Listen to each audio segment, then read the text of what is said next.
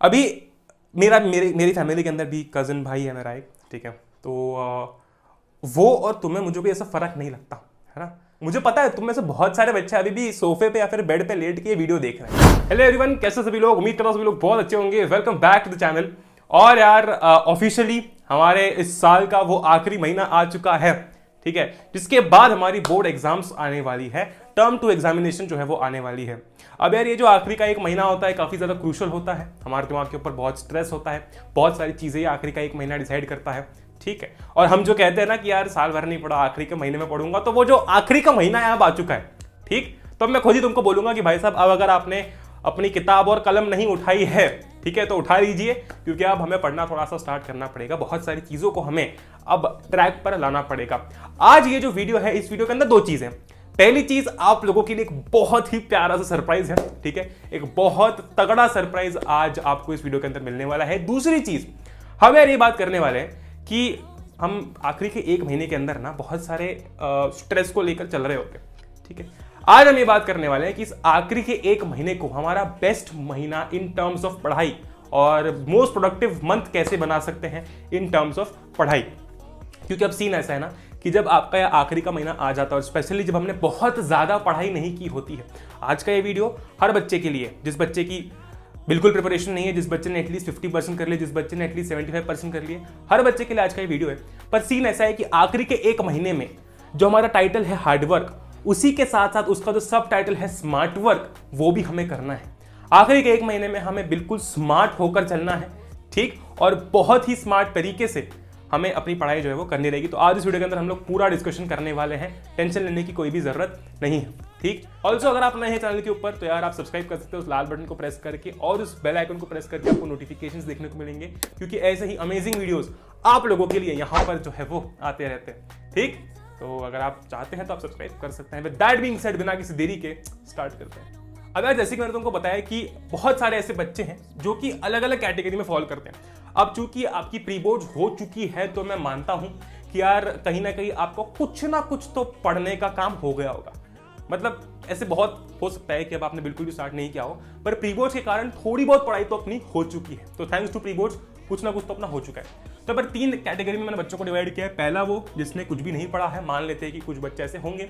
दूसरा वो जिसने यार एटलीस्ट 50% कंप्लीट कर लिया है, और तीसरा वो जिसने 75% या फिर ऑलमोस्ट अपना सिलेबस खत्म कर लिया है, ठीक है।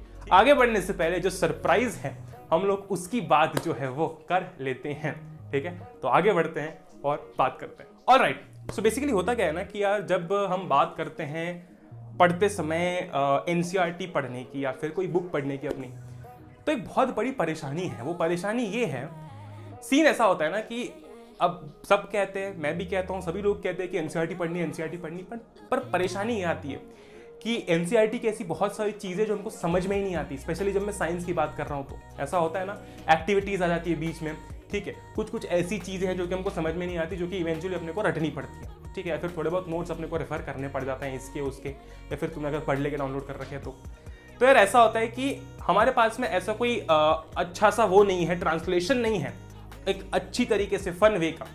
अब देखो यार होता ये है ना कि जब हम लोग बात करते हैं कि यार एग्जाम आ रही है तो मैं एनसीईआरटी पढ़नी है, एनसीईआरटी पढ़नी है, पर बहुत सारे बच्चे एनसीईआरटी ढंग से नहीं पढ़ पाते हैं। कारण क्या है उसका, ठीक है। बहुत सारे बच्चे रेफरेंसेस के पीछे भागते हैं। कारण क्या है उसका? कारण ये है यार, ऐसी बहुत सारी चीजें होती है एनसीईआरटी के अंदर, स्पेशली साइंस के अंदर, जो कि हमको समझ में नहीं आती, ठीक है। जो कि शायद या तो बहुत शॉर्ट में होती है, या फिर बहुत डिटेल्ड होती है, या फिर लैंग्वेज ऐसी होती है जो हम समझ नहीं पाते, एक्टिविटीज भी होती है जो कि शायद हम समझ नहीं पाते हैं। तो ऐसे बहुत सारे बच्चे हैं जो कि ट्राई करते हैं कि वो एनसीईआरटी को स्किप कर दें।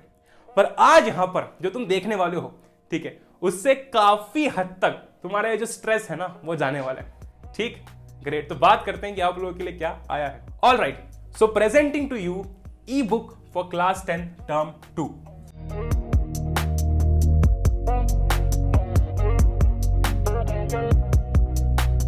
ठीक है, ये जो ई बुक है यार, ये क्या है, इसमें ऐसी क्या चीजें हैं। तो देखो, अब ऑलरेडी हम लोग बहुत सारी ई बुक्स लॉन्च कर चुके हैं, पिछले साल भी लॉन्च कर चुके हैं, तुमको पता ही होगा। हम लोग PYQs की ई बुक लेकर आए थे, ठीक है, 300 400 पेजेस की ई बुक है वो। तो कंटेंट तो बहुत सारा आ चुका है ना। ग्रेट, अब ये जो ई बुक है इसके अंदर क्या है तो देखते हैं, आ जाओ, तुमको कुछ समझ में आ जाएगा। बेसिकली ये जो ई बुक है ये एक ऑलमोस्ट 137 पेजेस की बुक है, ठीक है। एक ई बुक है जिसके अंदर आपके सारे चैप्टर्स को जो है बहुत ही सिंप्लीफाइड तरीके से बताया गया है। ठीक है, ये कंप्लीटली फ्री बुक है, कोई भी डाउनलोड कर सकता है। इसके अंदर यार प्रॉपर आपका इंडेक्स है जिसके अंदर आपको बताया गया है कि कौन सा चैप्टर किस पेज वगैरह पर है। ठीक, ये तो कोई दिक्कत वाली बात नहीं। अब देखो होता क्या है ना कि एनसीईआरटी के अंदर बहुत सारी ऐसी चीजें हैं, शायद जब तुम एनसीईआरटी पढ़ते हो, ठीक है, तुम एनसीईआरटी पढ़ रहे हो, कोई ऐसा पॉइंट आ जाता है जब हमको समझ नहीं आता है ना, और उस पर्टिकुलर टॉपिक के लिए कोई वीडियो ढूंढना बहुत मुश्किल हो जाता है। ध्यान से देखो, इसके अंदर सारी चीजें जो है वो आपकी एनसीईआरटी के थ्रू कवर कर रखी है। ठीक है, और प्रॉपर इसको टाइप करके लिखा गया है ना, मतलब ये कि जो चीजें समझ में आ रही है वैसी ही लिखी गई है। बुकिश लैंग्वेज इसके अंदर तुम्हें काफी कम मिलेगी, है ना। ये देखो हर एक चीज को बहुत अच्छी तरीके से इंग्लिश यूज करके समझाया गया है। जैसे कि यहाँ पर ऐसी बहुत सारी चीजें हैं जो कि इसके अंदर आपको बहुत ही सिंप्लीफाई करके समझाई गई है ना। बुक के अंदर वो इतनी सिंप्लीफाइड नहीं होती है। देखो मैं ये नहीं कह रहा हूँ कि तुमको एनसीईआरटी स्किप करनी है, एनसीईआरटी पढ़ना नहीं है, पर ये बुकलेट तुम्हें एनसीईआरटी के साथ पैरेलली बहुत हेल्प करेगी क्योंकि इसमें समझ में तुम्हें इजीली आएगा। इसके अंदर जितने पॉसिबल हो सकते हैं उतने हर टॉपिक के बाद मीम्स डाले गए ताकि चीजें आसान हो जाए, है ना।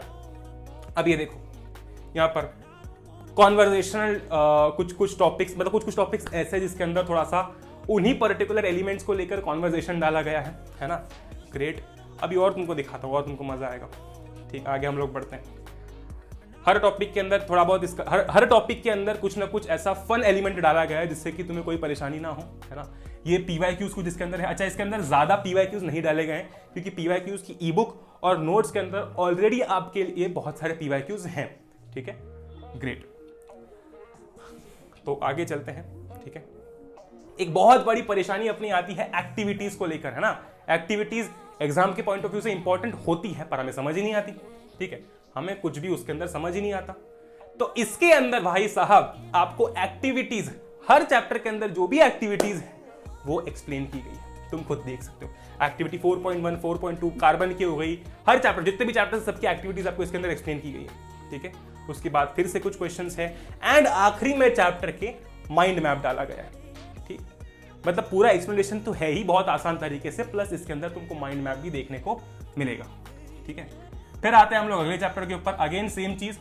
ठीक है, जितने भी टॉपिक्स है सारे टॉपिक्स तुमको इसके अंदर देखने को मिलेंगे पर बहुत ही सिंप्लीफाइड लैंग्वेज में, क्योंकि यार देखो पढ़ना is all about simplifying what you are learning. Bookish language learn करने से क्या होता है कि रट्टा होता है सबको, है ना। ग्रेट, ये देखो हर वो चीज इसके अंदर है, तुम सब देख सकते हो, सारे टॉपिक सब तुमको देखने को मिल जाएंगे। फिर एक्टिविटीज आ गई, है ना, फिर कुछ क्वेश्चंस आ गए, फिर एक्टिविटीज आ जाएंगी आखिरी में, ये देखो। ठीक है, तो ऐसे हर चैप्टर के लिए है, ऐसा हर चैप्टर के लिए, भले वो छोटा चैप्टर हो या फिर बड़ा चैप्टर हो, for every chapter you will be getting everything in this particular E book. ठीक है, और ये कंप्लीटली फ्री है, कोई भी इसको नीचे दी गई लिंक से डाउनलोड कर सकता है। ठीक है, ग्रेट, तो आगे बढ़ते हैं और कुछ चीज़ इसके बारे में डिस्कस करते हैं, फिर हम लोग फाइनली वीडियो में आगे बढ़ के जो है वो प्रॉपर अपनी स्ट्रैटेजी के बारे में बात करेंगे। ट्राई यही किया गया है कि जो एक इंसान को समझ में आता है उसी लैंग्वेज में इसको इसके अंदर लिखा जाए। ठीक, ग्रेट, तो लिंक नीचे डिस्क्रिप्शन में है, आप सभी लोग इसको जाकर डाउनलोड कर सकते हो। मैंने तुमको बोला था ना, टर्म 2 का आखिरी जो समय है साथ में फाइट करना है हमको, ऐसा नहीं है कि सिर्फ तुम्हारी तरफ से एफर्ट्स आएंगे। अरे मैं भी हूं ना, चिंता क्यों करते हो। ठीक है, this is surprise number 1, downloaded. तुमको काफी सारी चीजें इसके अंदर क्लियर होती हुई दिखेंगी। तो यार अब हम लोग बात करते हैं ना कि अगले 1 महीने को हमको प्लान कैसे करना है, प्रोडक्टिव कैसे बनाना है, क्योंकि हमारे पास में प्लानिंग की बहुत ज्यादा कमी होती है। ये बात तो हमने देखी हुई है। देखो तुम्हें ये चीज मैंने पिछले साल भी बोली थी, इस साल भी बोल रहा हूं, तुम्हें अपने दिन को 2 स्लॉट्स में जो है वो डिवाइड करना है। ठीक है, इसमें से जो आपका पहला स्लॉट रहेगा, जो आपका पहला स्लॉट रहेगा वो रहेगा 3 घंटे का, है ना।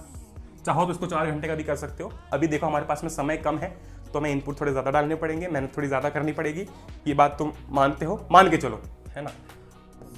दूसरा जो अपना स्लॉट रहेगा, ठीक है, ये रहेगा 2 घंटे का।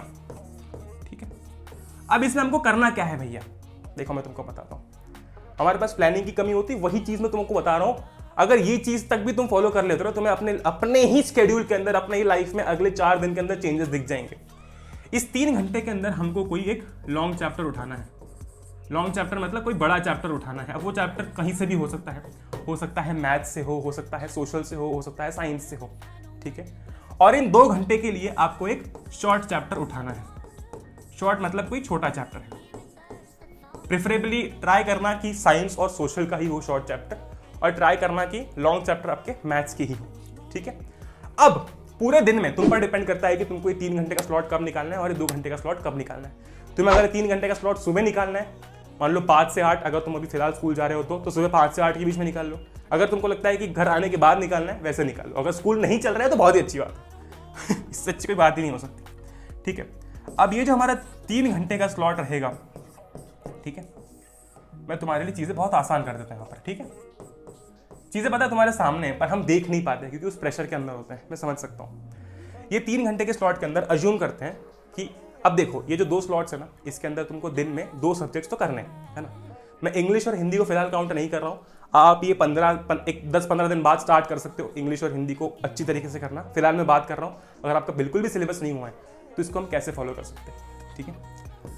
देखो 3 घंटे के स्लॉट में एक लेंदी चैप्टर उठाओ। मैं अज्यूम करता हूँ कि तुमने आज एपी फ्रॉम मैथ्स उठाया है ना, जो कि आप फिनिश करोगे, और आपने इधर से उठाया है magnetic effects of electric current science से, जो कि एक छोटा चैप्टर है ना। छोटा है कि नहीं, बहुत छोटा चैप्टर है, ठीक है, बहुत बढ़िया। अब देखो होगा क्या कि तुम जितने भी 2 घंटे के स्लॉट के लिए चैप्टर्स उठाओगे वो जनरली छोटे चैप्टर्स होंगे, ठीक है। ऐसे चैप्टर्स होंगे जो कि अगर तुम 2 घंटे की जगह 2, सवा 2, 2.5 घंटे लगाते हो तो कंप्लीट हो जाएंगे, है ना। मतलब अगर आज magnetic effects of electric current पढ़ने बैठ रहे हो इन 2 घंटों के अंदर तो वो फिनिश हो जाएंगे, है ना, क्योंकि वो छोटे चैप्टर्स है, आराम से हो जाएगा। देखो magnetic effects, money and credit, ये जो छोटे छोटे चैप्टर्स हैं आपके, our environment, heredity and evolution, ये सारे चैप्टर्स 2-2 घंटे में फिनिश होने लायक हैं, ठीक है, ग्रेट। पर परेशानी क्या है कि ये जो 3 घंटे के स्लॉट में आप चैप्टर्स उठाओगे ना, ये शायद 3 घंटे में खत्म ना हो, है ना। जैसे कि मान लो कि हमने क्या किया कि एपी उठाया, तो जरूरी नहीं है कि 3 घंटे में एपी खत्म हो जाएगा, पर ये तो है कि आप 2 घंटे में ये साइंस का चैप्टर जो भी आपने छोटा चैप्टर उठाया वो खत्म कर दोगे, है ना। तो मैं मानता हूं कि आपका फर्स्ट डे था। अब हम आते हैं सेकेंड डे पर। सेकेंड डे पर क्या होगा? सेकेंड डे पर ये होगा कि ये जो आपका एपी है वो खत्म नहीं हुआ था, आधा बचा हुआ है, आपने फिर से उस अगले दिन के 3 घंटे के स्लॉट में एपी उठाया, है ना। पर यहां पर तो आपके 2 घंटे के स्लॉट में कल ही वो चैप्टर खत्म हो चुका था, तो आज आप एक नया चैप्टर उठाओगे। अज्यूम करते हैं कि आज आपने मनी एंड क्रेडिट उठा लिया, ठीक, आज आपने मनी एंड क्रेडिट उठा लिया सोशल से, ठीक है। देखो अब एपी का 6 घंटे में हो सकता है, हाँ हो सकता है, 3 तुमको 1 से 1.5 घंटा इसका कॉन्सेप्ट समझने में लगेगा, बाकी का समय तुमको इसके क्वेश्चंस करने में लगेगा। तो एक तरीके से मानता हूं कि तुमने 2 दिन में एपी खत्म कर दिया, है ना, मैथ्स का चैप्टर जो कि लेंदी चैप्टर था, और 2 दिन में तुमने ये 2 चैप्टर्स भी खत्म कर दिए। मतलब तुम टेक्निकली 2 दिन में कितने चैप्टर्स खत्म कर रहे हो? ये 1 और ये 2, यानी कि 3 चैप्टर्स। समझ रहे हो बात को? इस तरीके से तुम लेंदी चैप्टर्स और शॉर्ट चैप्टर्स को इन स्लॉट्स में डिवाइड करके इजीली खत्म कर सकते हो, पता भी नहीं चलेगा, ठीक है। और देखना मोस्ट ऑफ द टाइम ऐसे ही होगा कि ये लेंदी स्लॉट्स के अंदर जो है वो तुम्हारे मैथ्स के चैप्टर्स आएंगे। मैंने ये चीज़ यार फॉलो कर रखी है, ठीक है। आखिरी के 15 से 20 दिनों के अंदर जब मेरा काफ़ी सिलेबस बचा हुआ था, है ना, ऐसा था कि बहुत सारी चीज़ें बची हुई थी मैथ्स के अंदर, स्पेशली सोशल के अंदर, सॉरी, तो उस समय मैंने ये चीज़ फॉलो की थी, है ना, और कोई दिक्कत नहीं आई थी, सिलेबस पूरा हो गया था, एग्जाम में बहुत अच्छे नंबर आए थे, ठीक है, तो वो दिक्कत वाली बात ही नहीं है। अच्छा, अब मान लो कि तुम्हारा 3rd डे आ गया, है ना। 3rd डे में हमने क्या किया, अब एपी तो हमारा खत्म हो गया, बड़ा चैप्टर हमारा खत्म हो गया, फिर क्या करना है? फिर एक काम करो, एक और नया चैप्टर उठा लो, सरफेस एरिया उठा लो, है ना, सरफेस एरिया उठा लो। ये 2 चैप्टर से खत्म हो गए थे, आज तुमको एक और नया शॉर्ट चैप्टर करना है, कौन सा करोगे? आ जाओ, हेरिडिटी करते हैं। समझ रहे हो तुम बात को? मतलब एक तरीके से तुमने दिन भर को 2 हिस्सों में ही डिवाइड कर दिया है, जिसके अंदर एक में तुम कंसंट्रेशन से बड़े स्लॉट में पढ़ रहे हो और दूसरे में तुम छोटे स्लॉट में पढ़ रहे हो। दैट इज इट, कोई चिंता वाली बात ही नहीं है ना। अब इस तरीके से तुम अपना सिलेबस अगले 15 से 20 दिनों के अंदर खत्म कर सकते हो। दूसरी बहुत इंपॉर्टेंट चीज तुमको बताता हूं, ये अगर तुमने स्क्रीनशॉट नहीं लिया ले सकते हो, ठीक है, ग्रेट। आते हैं पॉइंट पर। पॉइंट ये है कि ट्राई करना, ठीक है, ट्राई ये करना कि अपना 12 से 15 अप्रैल के बीच में सिलेबस जो है वो समाप्त हो जाए। अब तुम बोलो कि भैया वो 3 और 2 घंटे वाले स्लॉट का फायदा 50% सिलेबस वालों को कैसे होगा? अपना बच्चा हुआ सिलेबस ऐसे कर सकते हो, और भैया पूरा सिलेबस इसका हो गया उसके लिए कैसा होगा, कैसे होगा फायदा? रिवीजन उसके लिए उस तरीके से कर सकते हो। अब यार इसका रीजन क्या है? देखो, फर्क ये नहीं पड़ता कि तुमने सिलेबस जो है वो कब खत्म किया है, फर्क इससे पड़ेगा कि तुम रिवीजन कितने कर रहे हो। मतलब तुम सोचो ना, अगर आज तुम पढ़ने बैठते हो और कुछ पढ़ के उठते हो कल परसों भूल जाते हो, पर अगर उस चीज को रिपीटेडली रिवाइज करते हो तो कभी नहीं भूलते हो। तो सिलेबस थोड़ा सा जल्दी हमको कंप्लीट करना पड़ेगा, क्योंकि हमें उतने रिविजन्स करने हैं। और ये जो शब्द है ये दिमाग के अंदर डालो कि अपने को करना ही है। तुम लोगों के लिए एक बहुत तगड़ी रिवीजन सीरीज आ रही है जो कि तुम्हारे लिए सब कुछ करवा देगी, पर फिर भी तुम्हें रिवीजन तो करना ही है। ठीक है, ग्रेट, है ना। तो ये बहुत इंपॉर्टेंट चीज़ है। अब देखो यार, ये सारी चीज़ें मैंने तुमको बता दी, इसको फॉलो करना। एक चीज़ तुमको बताता हूँ मैं, ठीक है, ये थोड़ा हम हटा देते हैं। एक चीज़ तुमको बताता हूँ, देखो यार, मैं ना तुमको अपना छोटा भाई बहन मानता हूँ, और जब मैं ये कह रहा हूँ तो मैं मानता हूँ। अभी मेरी फैमिली के अंदर भी कज़न भाई है मेरा एक, ठीक है। तो वो और तुम्हें मुझे भी ऐसा फ़र्क नहीं लगता, है ना। जैसे वो मेरा छोटा भाई है, वैसे तुम सभी मेरे छोटे भाई बहन हो। अब यार ऐसा है कि जब मैं तुमको ऐसा कुछ समझाता हूँ, बताता हूँ, ठीक है, तो उसको इंप्लीमेंट किया करो यार, उसको यूटिलाइज किया करो। मुझे पता है तुम में से बहुत सारे बच्चे अभी भी सोफे पे या फिर बेड पे लेट के वीडियो देख रहे हैं, है ना। अब देखो, कहीं ना कहीं अगर मैं तुम्हारे लिए इतनी सारी चीज़ें लाता रहता हूँ, कहीं ना कहीं हम लोग अच्छी अच्छी बातें करते रहते हैं, तो थोड़ा बहुत हक मुझे लगता है कि तुम्हें एटलीस्ट डांट सकूँ, थोड़ा सा डांट सकूँ, ज़्यादा नहीं तो भी, है ना। क्योंकि यार देख, मैं एक सिंपल सी चीज़ बताता हूँ। एक बार क्या हुआ कि मेरा कज़न भाई जो है वो बैठा हुआ था, और मैंने एक वीडियो, वो भी अभी 9-10 में है, मैंने एक वीडियो अपलोड किया था, तो वो उसने देखा था, मैं उस समय वहीं पर था। तो बेड पे लेट कर आराम से वो वीडियो देख रहा था, कहता भैया वीडियो बहुत अच्छा बना है, मैं भी फॉलो करूँगा। 1 दिन हो गए, 2 दिन हो गए, मैंने उसको फॉलो करते हुए नहीं देखा। मैंने पूछा कि तू कह रहा था कि तू फॉलो करेगा, कहता कि हाँ भैया फॉलो करूँगा, स्टार्ट करूँगा। तो मैंने कहा जब देखता है ना तब इसे स्टार्ट कर दिया कर। तो मैं वही चीज़ तुमको भी बोलूँगा, क्योंकि जितना क्लोज वो मेरे लिए है उतने ही क्लोज तुम लोग मेरे लिए हो, बस नाम का फर्क होगा, है ना। जब भी कुछ आता है और उसको इंप्लीमेंट कर लिया करो, क्योंकि समय अपने पास में कम है ना। बहुत बढ़िया। तो अपनी ये जो तबाही फैम है, ये सिर्फ कहने की फैम नहीं है, कहने की फैमिली नहीं है, ये है, ठीक है। समझ रहे हो ना बात को, समझो इस चीज़ को, इंप्लीमेंट कर लो यार, ज़्यादा समय नहीं अपने पास में, कर लो। अपन साथ में फाइट कर रहे हैं ना, और अच्छे से करेंगे, ठीक है।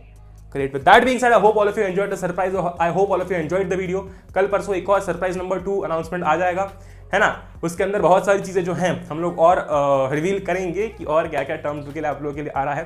विद दैट बीइंग सेड, अगर आप नए हो चैनल के ऊपर, सब्सक्राइब कर सकते हो, और ये बुकलेट वगैरह, ये वीडियो अपने फ्रेंड्स के साथ में शेयर जरूर कर देना, क्योंकि बुकलेट यार बहुत काम आती है, ट्रस्ट मी। ये जो ई बुक है बहुत काम आएगी, है ना।